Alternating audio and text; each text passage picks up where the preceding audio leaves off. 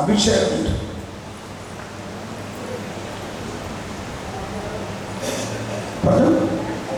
രാജത്വം, very good, ഒരെണ്ണം. പിന്നെ അടുത്തത് അതായത് രാജകീയ അഭിഷേകം. പിന്നെ അടുത്തത് പൗരോഹിത്യ അഭിഷേകം, വെരി ഗുഡ്. പിന്നെ അടുത്തത്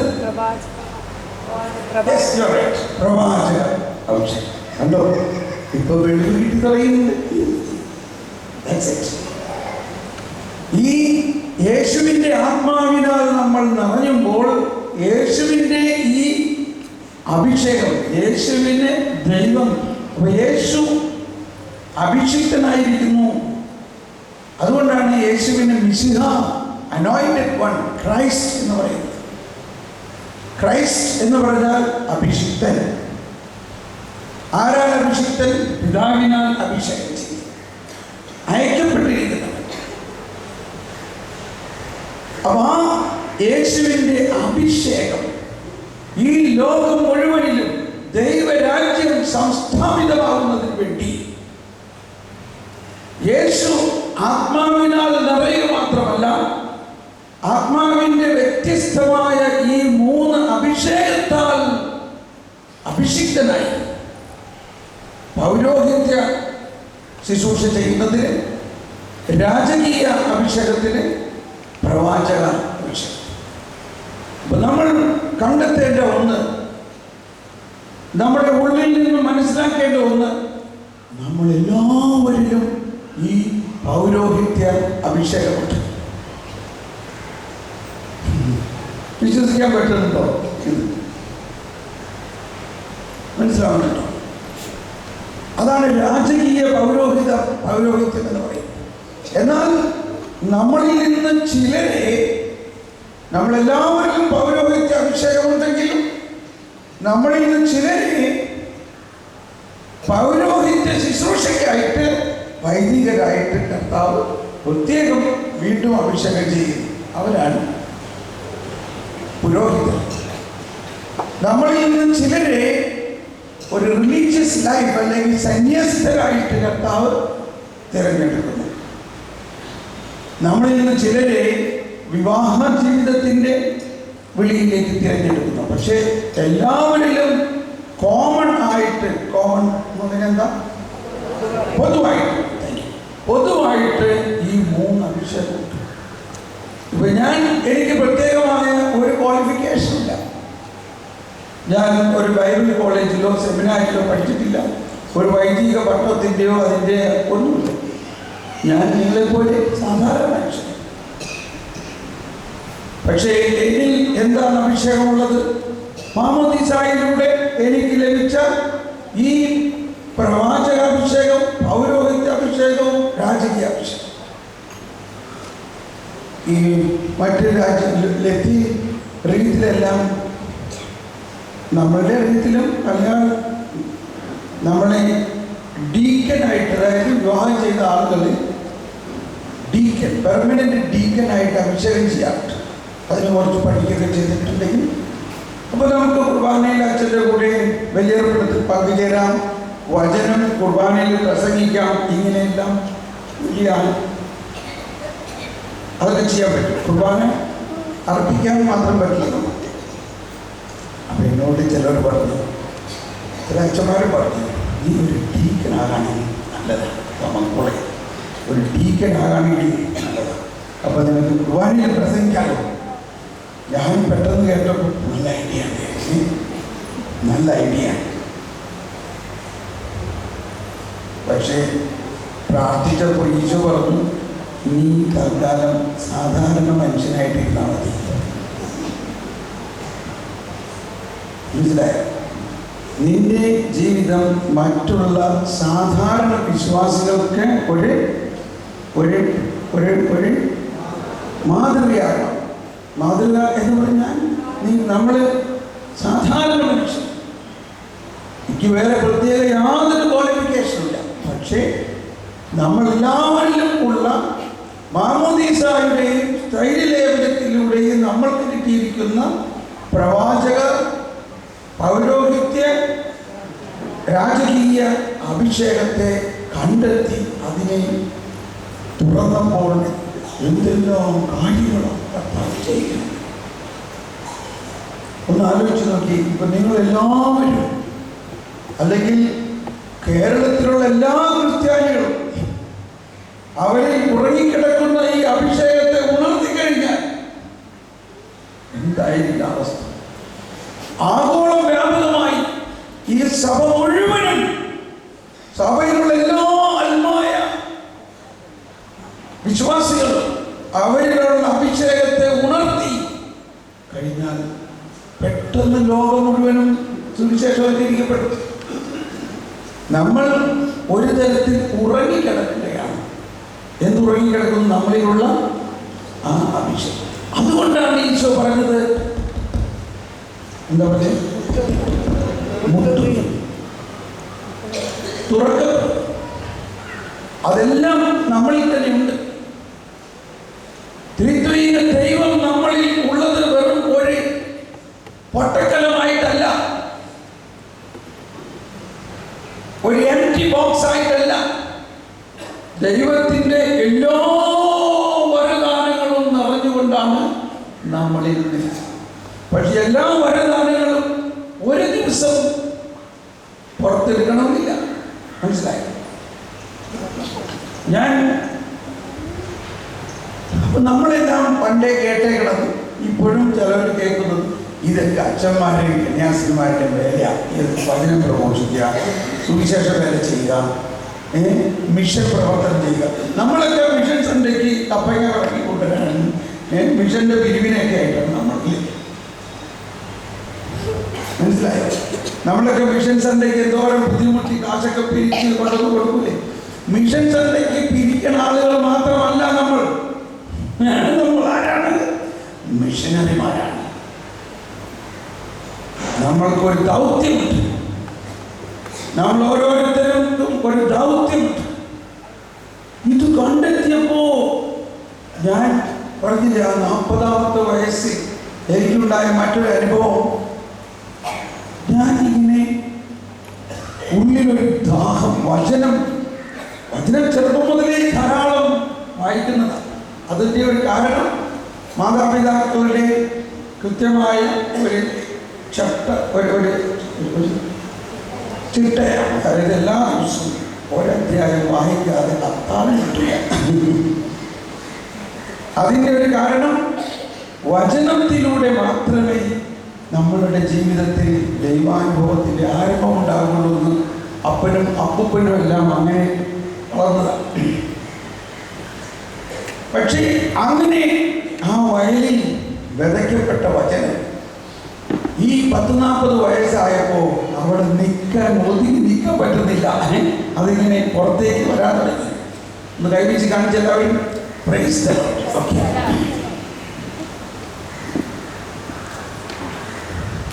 ഒരിക്കൽ പിന്നെ എനിക്ക് ഈ വചനം, ഞാൻ ആദ്യത്തെ ദിവസം പറഞ്ഞു, വിശ്വാസം വർദ്ധിക്കുന്നതിൻ്റെ ആദ്യത്തെ ഘടകം ഞാൻ പറഞ്ഞത് ഓർക്കുന്നുണ്ടോ? കേൾവിയിലൂടെയാണ് വിശ്വാസം. सुनने से विश्वास उत्पन्न होता है. क्या सुनना चाहिए? ईश्वर का वचन. അപ്പോൾ ദൈവത്തിൻ്റെ വചനം കേൾക്കണം. അന്ന് ആ ബോധ്യം കിട്ടി. അന്ന് തന്നെ ഞാൻ ഓടി ഒരു റേഡിയോ കടയിലേക്ക് ഓടിച്ചെന്നിട്ട് പറഞ്ഞു, ചെറിയ ടേപ്പ് റെക്കോർഡർ വേണം. എൻ്റെ കയ്യിലുണ്ടായിരുന്ന കാശും അവിടെ നിന്നൊക്കെ കടം മേടിച്ച കാശെല്ലാം കൂട്ടി ഒട്ടനെ ഞാനൊരു ചെറിയ ടേപ്പ് റെക്കോർഡർ മേടിച്ച് ഞാൻ തന്നെ അതിനകത്ത് വചനം ആദ്യം റെക്കോർഡ് ചെയ്തത് എബ്രായർ 11-ാം അധ്യായമാണ്, വിശ്വാസത്തെക്കുറിച്ച്. ഞാൻ തന്നെ ടേപ്പിൽ റെക്കോർഡ് ചെയ്ത് ഒരു ചെറിയ ഇയർഫോൺ വെച്ച് ഞാൻ തന്നെ ഇത് കേൾക്കാൻ തുടങ്ങി. എന്തുകൊണ്ടാണ്? വിശ്വാസം കേൾവിയിൽ. ആളുകൾ എന്നെ കണ്ടപ്പോൾ കുറച്ച് കളിയാക്കി, അദ്ദേഹത്തിന് ചെവിക്കെന്തോ അസുഖമുള്ളതാണ്. ബസ്സിലൊക്കെ ഇത് വെച്ചുകൊണ്ട് പോകണമെങ്കിൽ കണ്ടക്ടർ പറയും, ഇറങ്ങാൻ സ്ഥലമായിട്ടോ, അടുത്ത സ്റ്റോപ്പിൽ ഇറങ്ങണം. മനസ്സിലായോ? കാരണം ചെവി കേൾക്കാൻ പാടില്ല.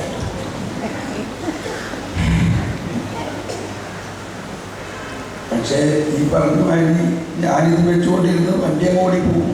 ചിലപ്പോൾ 2-3 സ്റ്റോപ്പ് കഴിഞ്ഞിട്ടാണ് പറന്നുപോയി. അങ്ങനെ ദിനരാത്രം എനിക്കിങ്ങനെ ഒരു ബോധ്യം ഉണ്ടായി. രാത്രി എൻ്റെ ആത്മാവ് ഉറങ്ങുന്നുണ്ടോ? ആത്മാവ് ഉറങ്ങുന്നില്ല. അതുകൊണ്ട് ആ ടേപ്പ് റെക്കോർഡറിൻ്റെ ഇത്തിരി സൗണ്ട് കൂട്ടി രാത്രി കിടക്കേണ്ട അടുത്ത് കഴിക്കും. അപ്പോൾ എൻ്റെ ആത്മാവിലേക്ക് അങ്ങനെ ഈ ആധുനിക ഉപകരണങ്ങളെല്ലാം വചനശ്രവണത്തിന് വേണ്ടി ഉപയോഗിക്കാം.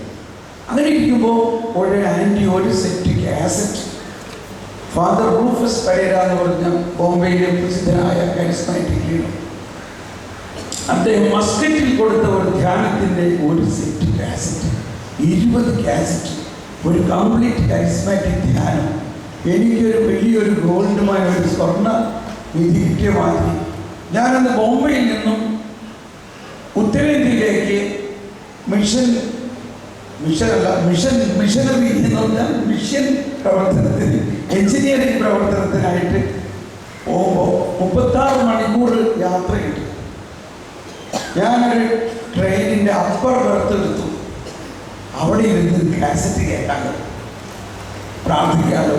അങ്ങനെ ഞാൻ അവിടെ ഇരുന്ന് കാസറ്റിനെ കേട്ട് ഒന്നൊന്നായിട്ട് കേട്ട് പ്രാർത്ഥിക്കാൻ തുടങ്ങിയപ്പോഴേ നമ്മൾ വിചാരിക്കണമായിട്ടല്ല, അതിനകത്ത് അദ്ദേഹം പറഞ്ഞിരിക്കുന്ന കാര്യങ്ങളെല്ലാം എന്തോ ഒരു വിശാലമായ കാര്യം. അവിടെയാണ് പ്രധാനമായിട്ട് 1-2 കാര്യങ്ങൾ എന്നെ വളരെ സ്പർശിച്ചു. പരിശുദ്ധാത്മാവ് നമ്മുടെ ഉള്ളിൽ തന്നെയാണെന്നുള്ള കാര്യം. നിനക്കിതറിയില്ലേ? നിന്റെ ശരീരം ദൈവത്തിൻ്റെ ആലയമാണെന്നും. മനസ്സിലായി? കുഞ്ഞുമക്കളുടെ അവസാനം വന്നു മുഴുവൻ കൃപ കിട്ടും. അവസാനം വരുമ്പോൾ ഇല്ലേ? അവസാനം വരുന്ന ആൾക്ക് മുഴുവൻ കിട്ടും. അതുകൊണ്ട് നിങ്ങൾക്ക് മുഴുവൻ കിട്ടും. ശ്രദ്ധിച്ച് കേട്ടോ. നിന്റെ ശരീരം പരിശുദ്ധാത്മാവിൻ്റെ ആലയങ്ങൾ. ഇതും മറ്റേ മദ്യപാനം പുകവലിയൊക്കെ മാറുന്നതിന് എന്നെ സഹായിച്ച വലിയ ഒരാശയമാണ്. ഇപ്പം നമ്മൾ എത്ര വലിയ സിഗരറ്റ് വലിക്കുന്ന ആളായാലും പള്ളിയിൽ വരുമ്പോൾ 2-3 വലി വലിച്ചാൽ കളഞ്ഞിട്ടല്ലേ കയറുള്ളൂ, ഇല്ലേ? കാരണം അത്രയും ബോധമുണ്ട്. ഇത് ആരാധന സ്ഥലമാണ്, ഇവിടെ സിഗരറ്റ് വലിക്കാൻ പാടില്ല. പലയിടത്തും ബോർഡൊന്നും എഴുതി വെച്ചിട്ടില്ല, ഇല്ല. പക്ഷേ നമുക്കറിയാം, എത്ര സിഗരറ്റ് വലിക്കുന്ന ആളായാലും പള്ളിയുടെ മുമ്പിൽ 2 വലി വലിച്ചിട്ട് അത് കളഞ്ഞിട്ടേ അകത്ത് കയറുള്ളൂ. എന്നപോലെ എൻ്റെ ഹൃദയം, നമ്മുടെ ശരീരം പരിശുദ്ധാത്മാവിൻ്റെ ആലയമാണ്. അതിൻ്റെ ഉള്ളിൽ സിഗരറ്റ് വലിയും കള്ളുകുടിയും നിഷിദ്ധമാണ്, പാടില്ല, അത് മോശമാണ്. അങ്ങനെ ഒരു തോന്നലും. എനിവേ, ഞാൻ ആ കാസറ്റ് കേട്ടുകൊണ്ടിരിക്കുമ്പോൾ എന്നിൽ പരിശുദ്ധാത്മാവിൻ്റെ വലിയ നിറവ് അഥവാ അഭിഷേകം, എന്നിൽ തന്നെ പരിശുദ്ധാത്മാവുണ്ടെന്നും എന്നിൽ നിന്നും പറന്ന് വരേണ്ട ആവശ്യമില്ലെന്നും എന്നിൽ തന്നെ യേശു ഉണ്ടെന്നും എന്നിൽ തന്നെ പിതാവുണ്ടെന്നുമുള്ള വലിയ ഒരു ഉൾക്കാഴ്ച. അതിനെ തുടർന്ന് ആ ധ്യാനത്തിൽ കേട്ട കാസറ്റിൽ പ്രാർത്ഥിച്ച അവർ പരിശുദ്ധാത്മാവിൻ്റെ അഭിഷേകത്തിലൊക്കെ അതിൽ പ്രാർത്ഥിക്കുന്നതോടൊപ്പം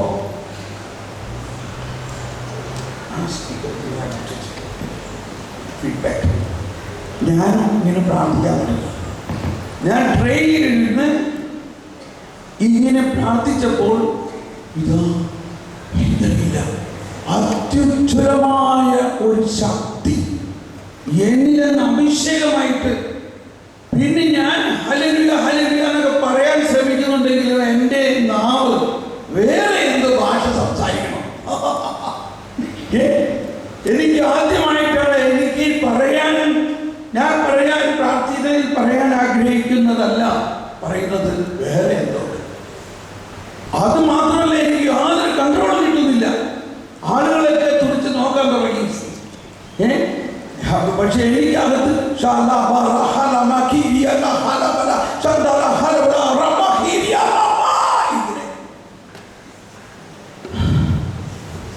ആലോചിച്ചു, നമ്മുടെ ട്രെയിനിൽ എത്ര ആളുകൾ നടന്നിരിക്കണമെന്നില്ല. ആളുകൾ ശരിക്കും വിചാരിച്ച ആൾക്ക് വട്ടാണ്. എനിക്ക് ഭയങ്കര ആനന്ദം വരാൻ തുടങ്ങി. അപ്പൊ ചിരിക്കാൻ തുടങ്ങി. അപ്പൊ പിന്നെ പൂർത്തിയായി. അത് കഴിഞ്ഞ് ഞാനിങ്ങനെ ശരീരമൊക്കെ ഇങ്ങനെ വിയർക്കുന്നൊരനുഭവം, അത് കഴിഞ്ഞ് ശരീരമൊക്കെ തണുക്കുന്നൊരനുഭവം. അത് കഴിഞ്ഞ് വളരെ ശാന്തമായി കഴിഞ്ഞപ്പോൾ ഒരു ശബ്ദം കേൾക്കുകയാണ് ഉള്ളിൻ്റെ ഉള്ളിൽ. ആരെനിക്കായി പോകും, വെള്ളമോ വളരെ വേലക്കാച്ചില്ല. ഇതൊക്കെ വചനമാണെന്ന് എനിക്ക് മനസ്സിലായി. നല്ല കാര്യമാണ്. പക്ഷേ 3-ാം പ്രാവശ്യത്തിൽ എന്നോട് ചോദിക്കണം. അപ്പോൾ എന്നോട് പറയുന്നത് എന്നോടാ ചോദിക്കണേ, നീ എനിക്ക് വേണ്ടി പോകാമോ? കാര്യം മാറി. ഞാൻ പെട്ടെന്ന് എൻ്റെ ഉള്ളിൽ വലിയ ഒരു പരിശുദ്ധാത്മാവിൻ്റെ ഉള്ളിൽ നിന്ന് തള്ളി വരുന്ന ഒരൊച്ച, ഞാൻ പോകാം എന്ന് കേൾക്കുകയല്ല, എന്ന് ഞാൻ പറയുകയല്ല. വീണ്ടും പരിശുദ്ധാത്മാവിൻ്റെ ശക്തമായ ഒരു അഭിഷേകം എനിക്ക് കഴിയും. അപ്പോഴാണ് എനിക്ക് മനസ്സിലായത്, ഇത്രയും നാൾ അടച്ചു വെച്ചിരുന്ന ആ ഇടുക്കിയിലെ വെള്ളം ചാടി വരുന്ന പോലെ ഒരു ഒഴുക്ക്. ഇപ്പൊ ഞങ്ങൾ സങ്കീർത്തനത്തിലൊക്കെ അതിൻ്റെ എല്ലാം വചനം കാണാം. അങ്ങയുടെ വെള്ളച്ചാട്ടങ്ങളുടെ ഇരമ്പൽ കൊണ്ട്, അങ്ങയുടെ വെള്ളച്ചാട്ടങ്ങളുടെ ഇരമ്പൽ കൊണ്ട് ആഴത്തെ വിളിക്കുന്നു.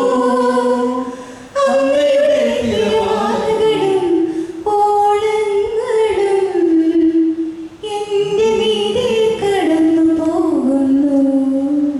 അതായത് നമ്മൾ ഉദ്ദേശിക്കുന്നത് ഈ ദൈവാനുഭവം എന്നൊക്കെ പറയുന്നത് ഈ വെള്ളം തെളിക്കുന്ന പോലെയാണ്, ഇല്ലേ?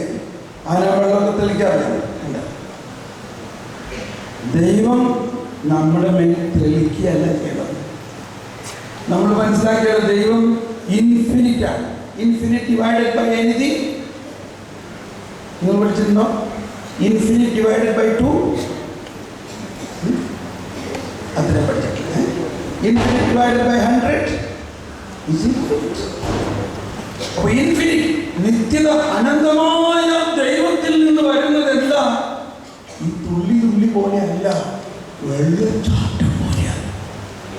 അങ്ങയുടെ വെള്ളച്ചാട്ടങ്ങളുടെ, അങ്ങയുടെ കൃപ, അങ്ങയുടെ പരിശുദ്ധാത്മാവിൻ്റെ അഭിഷേകം. ഇത് കുർബാനയുടെ നേരത്ത് എനിക്ക് വേറൊരു വാക്കുകൂടി ഇപ്പം കിട്ടി. പറഞ്ഞ പേടിയാവും. എന്താണെന്നറിയാം? സുനാമി. നശിപ്പിക്കുന്ന സുനാമി അല്ല, പരിശുദ്ധാത്മാവ് നമ്മളിലേക്ക് ഒഴുകുന്നത് ഒരു അനുഗ്രഹത്തിന്റെ സുനാമി പോലെയാണ്. ഹല്ലേലൂയ. അങ്ങയുടെ വെള്ളച്ചാട്ടം പോലെയുള്ള ഒരു ഒഴുക്കാണ് പരിശുദ്ധാത്മാവ്. നമ്മുടെ സങ്കല്പം, ഈ അഭിഷേകമൊന്നും നിങ്ങൾക്കൊന്നും ഉള്ളതല്ല, ഇതൊക്കെ വലിയ വലിയ ധ്യാനവിടുമ്പോഴാർക്കും അച്ഛന്മാർക്കും വിശുദ്ധ ആളുകൾക്കൊക്കെ ഉള്ളത്. ഇതാണ് നമ്മളിൽ വിചാരിണ്ടാക്കിയിരിക്കുന്ന ഏറ്റവും വലിയൊരു വിട്ടിത്. പള്ളിയിലല്ല, ഈ ഓടിക്കൊണ്ടിരിക്കുന്ന ട്രെയിനിൽ നിറച്ചാളുകളുടെ മധ്യത്തിൽ പരിശുദ്ധാത്മാവിന്റെ വെള്ളച്ചാട്ടം, സുനാമി എൻ്റെ ഉള്ളിലങ്ങ് ജ്വലിച്ചു, ഉയർന്നു. ഞാൻ പോകാം എന്ന് പറഞ്ഞ നിമിഷത്തിൽ വിളവ് വളരെ വേലക്കാച്ചു. പിന്നെ ഞാൻ നോക്കുമ്പോൾ ഞാൻ ഉത്തരേന്ത്യയിലേക്കാണല്ലോ പോകുന്നത്. എന്ത് പറയാൻ, ബൈബിള് വായിക്കുന്നെങ്കിലും ബൈബിൾ ആരോട് ഞാൻ പറഞ്ഞിട്ടില്ല. ഈശോനെ കുറിച്ച് ഒരു മനുഷ്യനോട് ഞാൻ പറഞ്ഞിട്ടില്ല. പക്ഷേ ഇത്രയൊക്കെ കഴിഞ്ഞപ്പോൾ ഞാൻ മോളിലെ ബർത്തിൽ നിന്ന് താഴെ വന്ന് ഇരുന്ന് ചായഗ്രാം എന്നൊക്കെ പറഞ്ഞ ആൾക്കാർ വന്നു ചായ കുടിച്ചിരിക്കും. അപ്പോൾ അവിടെ ഉണ്ടായിരുന്ന കുറേ ആളുകൾ ചോദിച്ചു, ഭായി ക്യാ ഹോ ഗയാ, സഹോദരൻ നിനക്ക് എന്ത് പറ്റി? അപ്പോൾ അവർ വിചാരിച്ചത് എനിക്ക് എന്തോ അസുഖമായിട്ടാണ്. അപ്പോൾ സാധാരണ രീതിയിൽ അസുഖം കഴിഞ്ഞിപ്പോൾ മാറിയിരിക്കുകയാണല്ലോ. പറഞ്ഞ് എനിക്കങ്ങനെ അപകടവും പ്രശ്നമൊന്നും ഉണ്ടായിട്ടില്ല. ഈ കുछ नहीं हुआ, प्रभु ईसा मसीह का अनुभव हुआ. ഇത്രയും ഞാൻ ഹിന്ദിയിൽ പറഞ്ഞു. യേശുവിൻ്റെ, കർത്താവായ യേശുവിൻ്റെ അനുഭവം ഉണ്ടായി. അവൾക്ക് ആകെ ഭയങ്കര ഒരു സ്ട്രേഞ്ച് ഫീലിംഗ് ആണ് തോന്നിയത്. അപ്പോൾ ഒരാൾ എന്താ അപ്പോൾ എനിക്ക് കുറച്ചുകൂടി സന്തോഷമായി. ഒരു പ്രാവശ്യം കൂടി പറയാമല്ലോ. प्रभु ईसा मसीह का अनुभव हुआ, प्रभु यीशु का अनुभव हुआ. അപ്പോൾ ഇതിൻ്റെ പുറകിൽ നിന്ന് ആൾ ഇവനോട് പറയാണ്, वो तो ईसाइयों का भगवान है, हमारे साथ कोई संबंध नहीं है, तुम छोड़ो. മനസ്സിലായോ? ഹിന്ദി സിനിമ കാണാൻ അത് ഈ ക്രിസ്ത്യാനികളുടെ ദൈവമാണ്. നമുക്ക് അവരുമായിട്ട് ഒരു കാര്യമില്ല, നീ ഇത് പോലെ. മനസ്സിലായോ എന്താ പറഞ്ഞത്? वो तो ईसाइयों का भगवान है, हमारे साथ कोई संबंध नहीं है എന്ന് പറഞ്ഞ് അവനിങ്ങനെ വിളിക്കുകയാണ്. അപ്പം എനിക്കത് ചൊടിച്ചു എന്ന് പറഞ്ഞാൽ ഐ വാസ് പ്രൊവോക്ഡ്. എനിക്ക് അവനോട് രണ്ട് വാക്ക് പറയാനങ്ങ് തോന്നുകയാണ്. ഞാൻ പറഞ്ഞ് അപ്പം എനിക്കതിൽ ആദ്യമായിട്ട് ഞാൻ ഇന്നേ വരെ ഇങ്ങനെ ഒരു ആശയത്തെക്കുറിച്ച് ആരോടും പറഞ്ഞിട്ടില്ല.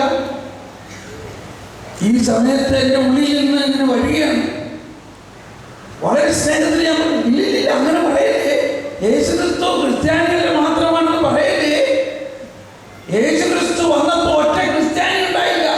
അതായിരുന്നു എൻ്റെ ആദ്യത്തെ വചനപ്രഘോഷം. യേശുക്രിസ്തു ക്രിസ്ത്യാനികളുടെ ഒരു പ്രൈവറ്റ് പ്രോപ്പർട്ടി അല്ല.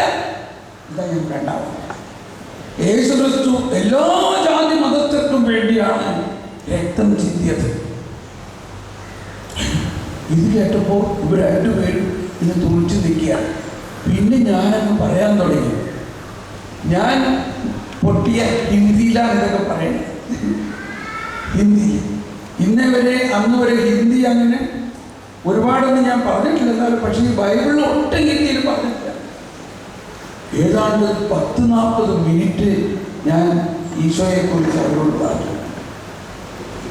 അത് കഴിഞ്ഞപ്പോൾ ആദ്യം ചോദിച്ച ആൾ പറയുന്നത്, वो ईसा मसीह का बायोग्राफी ऑटोबायोग्राफी होगा क्या आपके पास?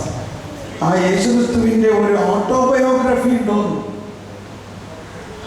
മനസ്സിലായി. ഞാൻ പറഞ്ഞ അതിന് ബയോഗ്രഫി എന്നല്ല പറയാ, ബൈബിൾ എന്നാണ് പറയാ. എൻ്റെ അടുത്തൊരു ഹിന്ദി ബൈബിൾ ഉണ്ടായിരുന്നു, അത് ഞാൻ അയാൾക്ക് കൊടുത്തു. എൻ്റെ ആദ്യത്തെ സുവിശേഷമല്ലേ. അതിൽ നിന്ന് എനിക്ക് മനസ്സിലാക്കി 1-2 കാര്യം ഇതാണ്. ഇപ്പൊ നിങ്ങൾക്ക് പരിശുദ്ധാത്മാവിനെ വേണോ കൂടുതലായിട്ട്? എത്ര പേർക്ക് പരിശുദ്ധാത്മാവിനെ കൂടുതലായിട്ട് വേണമോ? എന്തിനാ? എന്നാത്തിനാ? പരിശുദ്ധാത്മാവിനെ വേണോ? എന്നാത്തിനാ?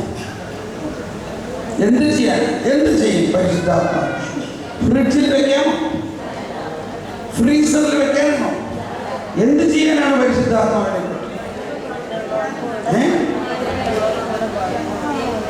ദൈവവേല ചെയ്യാൻ, സുവിശേഷ വേല ചെയ്യാൻ. വാസ്തവത്തിൽ ഇതാണ് വലിയൊരു രഹസ്യം. പരിശുദ്ധാത്മാവിനകത്താന്ന് പറഞ്ഞാൽ പരിശുദ്ധാത്മാവിനെ നിങ്ങൾ കിട്ടില്ല. കാരണം പരിശുദ്ധാത്മാവിനെ ഫ്രിഡ്ജിൽ വെക്കാൻ പോകില്ല. കാരണം അത് അഗ്നിയാണ്.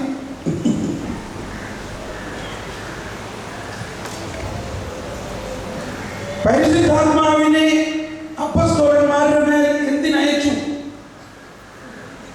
വചനം പ്രഘോഷിക്കുന്നതിനും സുവിശേഷ വേല ചെയ്ത്. അപ്പസ്തോലന്മാരെ ഈശോ ആദ്യം വിളിച്ചപ്പോ അവര് നമ്മുടെ വഴിയായിരുന്നു, വേറൊരു മുക്കുമാരായിരുന്നില്ല അവർ. അതായത് അവർ ക്രിസ്ത്യാനികളെ അല്ലായിരുന്നു. ക്രിസ്തുവെന്നോ യേശുവെന്നോ ദൈവരാജ്യമെന്നോ യാതൊരു ഐഡിയ ഇല്ല. അവിടെ വള്ളവും വലയും വെച്ചുകൊണ്ടിരുന്നവരോട് പറഞ്ഞു, നീ ഇങ്ങനെ പറയുക. എന്തിനാന്നറിഞ്ഞൂടാ, പുറകെ പോയി. അങ്ങനെയല്ലേ ഉണ്ടായത്? ലൂക്ക അധ്യായം 9, ലൂക്ക 9-ാം അധ്യായത്തിൽ ആദ്യം തന്നെ എഴുതിയിരിക്കുന്നു. ശ്രദ്ധി. അവൻ 12 പേരെയും വിളിച്ചൊന്ന് കറവിയെ ഉച്ചത്തിലേക്ക് പറഞ്ഞേ. അവൻ 12 പേരെയും വിളിച്ച് സകല പിശാചുകളുടെയും മേൽ അവർക്ക് അധികാരവും ശക്തിയും കൊടുത്തു. അതോടൊപ്പം രോഗങ്ങൾ സുഖപ്പെടുത്തുന്നതിനും ദൈവരാജ്യം പ്രസംഗിക്കാനും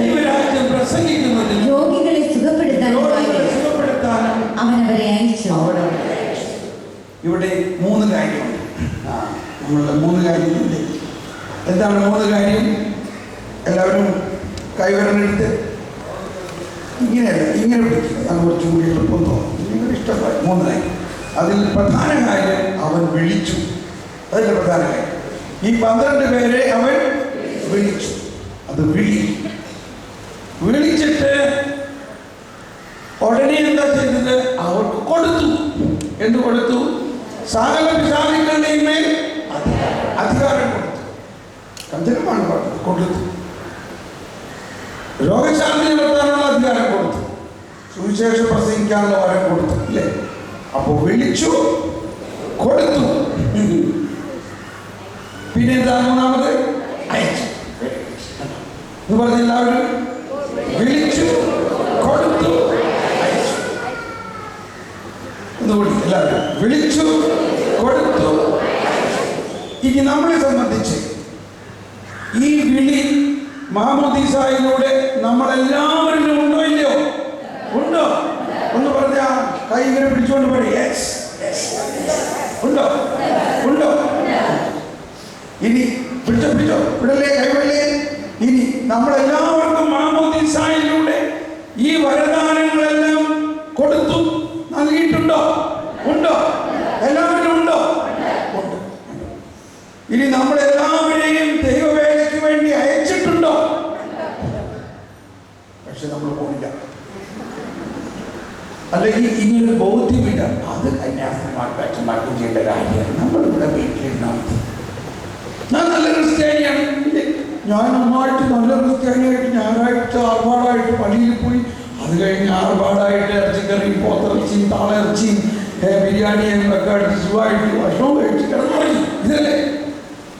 ഇതല്ലേ തോമസ് ക്രിസ്ത്യാനികൾ ഒരു കാലത്ത് ചെയ്തിരുന്നത്, അല്ലെങ്കിൽ ഇപ്പോഴും ചെയ്യുന്നത്? എന്താ ഒരു ട്രഡീഷണൽ കാര്യം?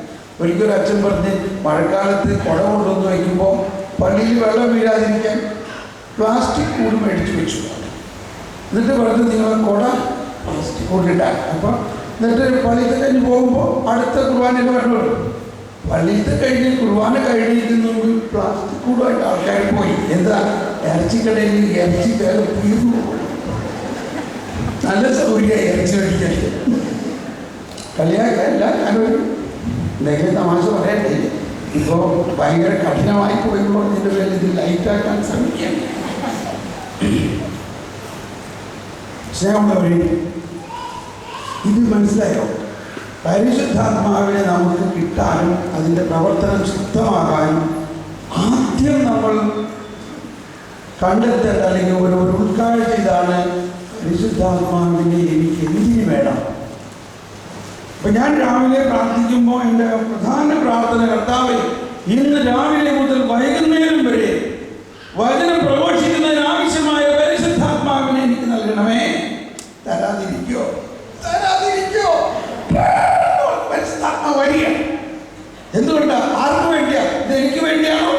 കർത്താവിന് ആവശ്യമില്ല എന്നെ കൊണ്ട്. കർത്താവിന് എന്നെ കൊണ്ട് ജോലി ചെയ്യണമെങ്കിൽ എൻ്റെ ശക്തി കൊണ്ട് ചെയ്യാൻ പറ്റുമോ? കർത്താവിൻ്റെ ശക്തി കൊണ്ടാ ചെയ്യാൻ. അപ്പോസ്തലന്മാരെ വിളിച്ചു. ഇപ്പൊ നമ്മളൊരു ആശാരിനെ വിളിച്ചു, ഈ ടേബിൾ ഉണ്ടാക്കാൻ വിളിച്ചു. ആശാരി എന്നല്ലേ പറയുള്ളൂ. ആശാരി എന്ന് പറയാൻ മനസ്സിലായി? ഒരു കാർപ്പൻ്റർ. ആശാരി വന്ന് പോക്കറ്റിൽ കൈ കിട്ടുന്നുണ്ട്, എന്താ ചെയ്യേണ്ടത്? അപ്പോൾ തന്നെ നമുക്ക് ശരി ആശാരിയാണോ? ഇവൻ 2 പോക്കറ്റിൽ കൈ ഇട്ടുകൊണ്ട് വരുന്നുണ്ടല്ലോ. ഇവൻ്റെ കയ്യിൽ എന്തുണ്ടായിരിക്കണം? ഉളി കൊട്ടോടി ഉണ്ടായിരിക്കണം. ഇവന്റെ കയ്യിൽ ഉപകരണങ്ങളില്ലാതെ അവനെന്ത് ചെയ്യാൻ പറ്റും? അപ്പോൾ ഒരു പണിക്കാരനാണെങ്കിൽ അവന്റെ കയ്യിൽ ഉപകരണം ഉണ്ടാകും. ദൈവം നമ്മളെ വിളിച്ചിട്ടുണ്ടെങ്കിൽ, ദൈവത്തിന്റെ പണിക്കാരായിട്ട് നമ്മളെ വിളിച്ചിട്ടുണ്ടെങ്കിൽ, ആദ്യം നമ്മളെ കയ്യിൽ പിടിച്ചേൽപ്പിക്കുന്നത് എന്താ? ഉപകരണങ്ങൾ ആകുന്ന വരദാനങ്ങളാണ്. അപ്പൊ ഈ പരിശുദ്ധാത്മാവിന്റെ വരദാനങ്ങൾ ദൈവവേലയ്ക്കുള്ള ഉപകരണങ്ങളാണ്, ടൂൾസ്. അതുകൊണ്ടാണ് ശരിക്കും 9:1-2 കണ്ടില്ലേ ലൂക്ക? ഈ മുക്കുവന്മാരെ വിളിച്ചു, അവരെന്ത് ചെയ്തു? അവരുടെ ആ വളവും വലയുമാകുന്ന ഉപകരണങ്ങൾ വിട്ടു. ഇവിടെ വലിയൊരു മുക്കുവന്റെ അടുത്തേക്ക് വേറെ മുക്കുവന്റെ അടുത്തേക്ക് വന്നിരിക്കുകയാണ്. ആ മുക്കുവൻ പറഞ്ഞു, നിങ്ങളെ ഞാൻ മനുഷ്യനെ പിടിക്കുന്നവരാക്കാം. എന്താക്കാം? മനുഷ്യനെ പിടിക്കുന്നവരാക്കാം. അതെങ്ങനെയാ? അതിനുള്ള ഉപകരണങ്ങളാണിത്. എന്താണ്? സകല പിശാചുക്കളുടെയും മേൽ അധികാരം, സകല രോഗങ്ങൾ മാറുന്നതിനുള്ള വരം, വചനം പ്രഘോഷിക്കുന്നതിനുള്ള വരം. അപ്പോ വളരെ പ്രാക്ടിക്കലായിട്ടാണ് ഞാൻ ഈ പറയുന്നത്. നമ്മൾ മനസ്സിലാക്കേണ്ട വളരെ ലളിതമായ ഒരു കാര്യം, നമ്മൾ വിളിച്ചിട്ടുണ്ടെന്നും നമ്മൾ അയച്ചിട്ടുണ്ടെന്നും ആ അയച്ച ദൗത്യം നിറവേറ്റാൻ വേണ്ടിയുള്ള വരദാനങ്ങളും നമുക്ക് നൽകിയിട്ടുണ്ട്. ഇതെല്ലാം നമ്മളിൽ തന്നെ ഉണ്ട്. ഇനി നിങ്ങൾ തീരുമാനിക്കും. നിങ്ങൾ പറയുകയാണ്, ഇവിടെയാണ് ഒരാളോട് വിളിച്ചത് പറഞ്ഞു, അയ്യോ എൻ്റെ അപ്പൻ ശവടക്കണം. അത് നമ്മൾ മനസ്സിലാക്കേണ്ടത് ഒരു വ്യക്തിയുടെ ജീവിതത്തിലെ ഏറ്റവും പ്രധാന ഒരു ദൗത്യമാണ്, അല്ലെങ്കിൽ ഒരു വേലയാണ്, അല്ലെങ്കിൽ അവനെ സംബന്ധിച്ച ഉത്തരവാദിത്വമാണ് അപ്പൻ്റെ ശവടക്കാന്നുള്ളത്. ശരിയാണോ? പക്ഷേ ഈശോ പറയാണ്,